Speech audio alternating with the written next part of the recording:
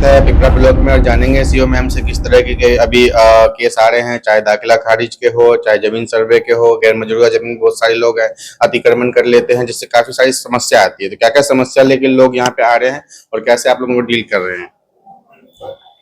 समस्या तो अभी अतिक्रमण का बहुत है। गैर मंजूर खास जमीन है, गैर मंजूर आम जमीन है, अतिक्रमण है। और जैसे जैसे लोग आवेदन देते हैं हम लोग उस पर विचार करते हैं, देखते हैं, अतिक्रमणवाद खोलते हैं, जरूरत पड़ती है तो उसको हटाते भी हैं।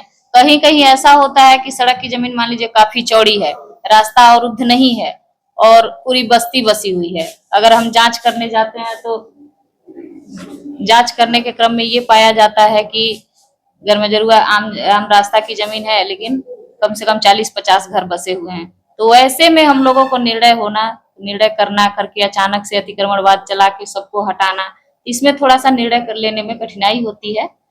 कोशिश यही की जाती है कि मतलब जिसका रास्ता बाधित हो पहले उसको रास्ता क्लियर कराया जाए, फिर धीरे धीरे उस पर कार्रवाई की जाती है।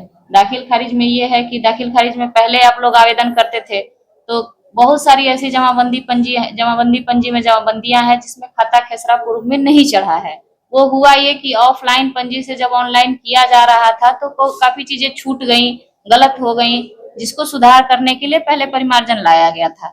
अब परिमार्जन पोर्टल से गवर्नमेंट को लगा कि काम में प्रोग्रेस थोड़ा सा अच्छा नहीं हुआ, तब फिर परिमार्जन प्लस लाया गया। परिमार्जन प्लस के माध्यम से ये है कि खाता खेसरा रकबा सब जमाबंदी पंजी में सुधार लिया जाए। जमाबंदी रैयत कर रहे हैं और हम लोग उसको सुधार कर भी रहे हैं। और जब आज के डेट में जब आप दाखिल खारिज के लिए आवेदन करने जाएंगे तो आपके जमाबंदी जिससे खारिज होना है उसमें खाता खेसरा रकबा पूर्णतः चढ़ा हुआ होना चाहिए। तो ये एक चीज आया है। और आज के डेट में जब दाखिल खारिज के लिए आवेदन आएगा, अगर कोई आपत्ति नहीं है तो वो 35 से 40 दिन के अंदर पूरा डिस्पोज हो जाएगा। तो ये चेंज आया है अभी। और देख रहे हैं जो है कल कोर्ट का भी फैसला है, नए नियम से जो है दाखिला खारिज भी होंगे और नए नियम से रजिस्ट्री भी होगा। रजिस्ट्री होते ही ऑटोमेटिक वो केस जो है सीओ के पास आ जाएगा और ऑटोमेटिक जो है दाखिला खारिज भी होगा। इसमें जो है वो सुओ मोटो होगा, उसमें हम लोग ऑटोमेटिक वो टाइम लाइन के अंदर होगा। तो वही चीज है, जब जमाबंदी पंजी क्लियर रहेगा, अब रजिस्ट्री भी वही होगा जिसकी जमाबंदी खारिज जिससे खारिज होना वो क्लियर रहे। पहले हो जाता था तो नहीं होता था। पहले जो मरे हुए व्यक्ति थे उसके नाम से लोग जमीन बेच देते थे, आप पहले अपने नाम कराओ फिर अपने आप पे बेचना जिसको चाहे बेचिए। हाँ, जब जमाबंदी रैयत जिंदा रहेगा वो खुद से जाके रजिस्ट्री करेगा, उसके जमाबंदी पंजी क्लियर रहेगी, खाता खेसरा रकबा सब कुछ मेंशन रहेगा। खरीदने वाले को भी दिक्कत नहीं है, बेचने वाले को भी दिक्कत नहीं है। अभी एक केस हमारे पास आया है जिसमें बेचे हैं, रामदेव मेहता जी खरीदे हैं, आप खरीदे हैं जमीन, फिर आपत्तिकर्ता कौन है आपत्तिकर्ता, क्या नाम है? गणेश कुमार। तो इस रजिस्ट्री में ही कोई ऐसी गलती हुई होगी जिससे इनको लगा कि नहीं ये जमीन नहीं बिकना चाहिए था, इनके हाथों बिक गया, तब सुनवाई किया जाएगा, तब दाखिल खारिज में निष्पादन किया जाएगा।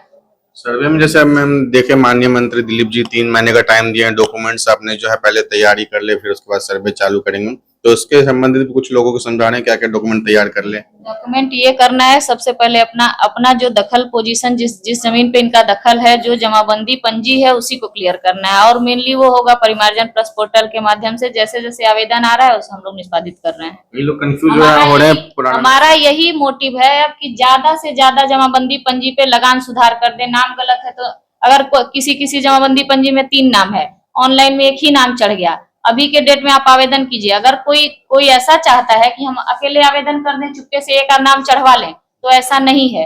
हम पंजी में 3 नाम देखेंगे, जब तक 3 नाम नहीं चढ़ेगा वो हम फाइनल लॉक नहीं करेंगे। तो तीनों जिस भी जमाबंदी पंजी में 3 नाम है, 4 नाम है, वो चारों के नाम से फिर जमाबंदी खुलेगा। आज एक बार जमाबंदी पंजी जब क्लियर हो जाएगा तब आगे सारी समस्या का हल धीरे धीरे हो जाएगा। मेन समस्या भी वही है। तो देख पा रहे हैं, समझा दिया गया कि इस तरीके से डॉक्यूमेंट आप लोगों को तैयार करना है और दाखिला खारिज का अप्लाई करना है। जिला सुपौल से रंजन जायसवाल की रिपोर्ट।